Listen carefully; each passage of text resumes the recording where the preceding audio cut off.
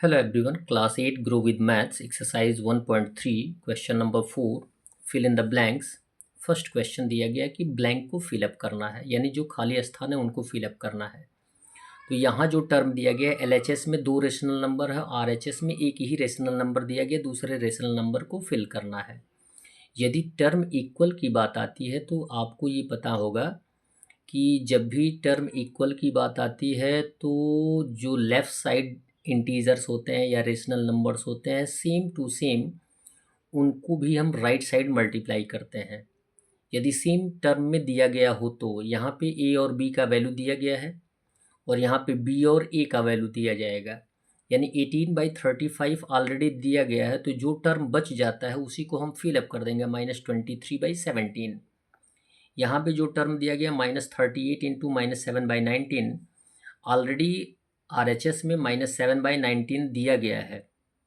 ठीक है, तो फिलअप किसको करना है? -38 को।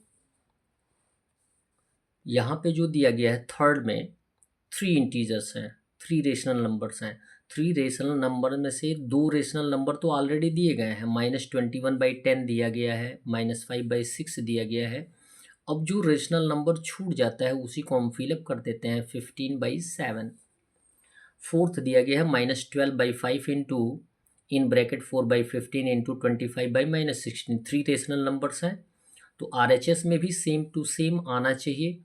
-12/5 ऑलरेडी दिया गया है, 4/15 ऑलरेडी दिया गया है, तो 25/-16 से ही मल्टीप्लाई करेंगे तो आंसर क्या आएगा? इक्वल आएगा, इसलिए हम फिलअप कर देंगे 25/-16। क्लियर। क्वेश्चन नंबर 5 दिया गया है फाइंड द मल्टीप्लिकेटिव इनवर्स और रेसिप्रोकल, यानी जो भी मल्टीप्लिकेटिव इनवर्स होता है उसे हम रेसिप्रोकल बोलते हैं। क्या बोलते हैं? रेसिप्रोकल। फर्स्ट दिया गया 13/25। 13/25 का रेसिप्रोकल होगा जस्ट अपोजिट, यानी न्यूमरेटर का डेनोमिनेटर हो जाता है और डेनोमिनेटर का न्यूमरेटर हो जाता है। 13/25 का हो जाएगा 25/13।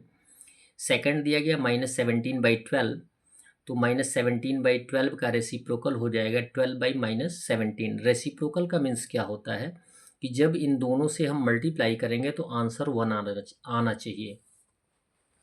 इसको मल्टीप्लाई करके 1 आंसर लाके आप वेरीफाई कर सकते हैं। जैसे हम 13/25 इंटू 25/13 करेंगे तो 25 से 25 कट जाएगा, 13 से 13 कट जाएगा, आंसर 1 आ जाएगा। थर्ड दिया गया -7/24, इसका रेसिप्रोकल होगा 24/-7। फोर्थ दिया गया 18 का रेसिप्रोकल क्या होगा? यहाँ पे हम 18 को 18/1 लिख सकते हैं, तो इसका रेसिप्रोकल होगा 1/18। -16 को -16/1 लिख सकते हैं, तो लिखेंगे 1/-16। -3/-5 है, सेम कंडीशन, रेसिप्रोकल कर देंगे -5/-3।